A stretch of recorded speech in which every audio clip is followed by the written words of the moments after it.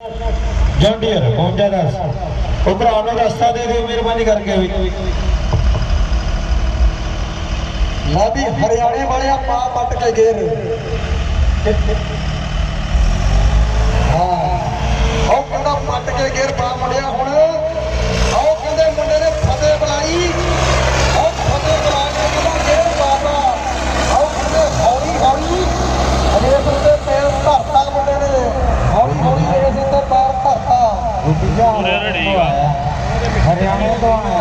अली भाई मैं पहला गल की कि हरियाणे का शोर आया हाँ रंगेलिया हरियाणे तो आया हरियाणे तो ਜਦੋਂ ਦਿੱਲੀ ਨੂੰ ਜਾਈਏ ਤੇ ਰਾਜਪੁਰਾ ਜਦੋਂ ਅਸੀਂ ਲੰਘਦੇ ਆ ਫਿਰ ਹਰਿਆਣੇ ਦੀ ਹੱਦ ਸ਼ੁਰੂ ਹੁੰਦੀ ਆ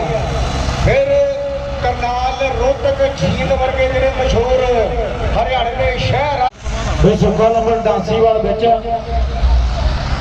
ਸੁੱਕਾ ਨੰਬਰ ਡਾਂਸੀਵਾਲ ਆਇਆ ਵੀ ਨੰਬਰ अंग्रेज छत्ती थी पीला स्टिकर अंग्रेज छत्ती थी पीला स्टिकर अंग्रेज भाई कितने आ भाई अंग्रेज भाई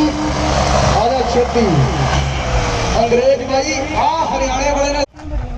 भाई कैमरे वाले कैमरे ना ले जाओ ट्रैक्टर ते कैमरा ना मार ट्रैक्टर ते कैमरा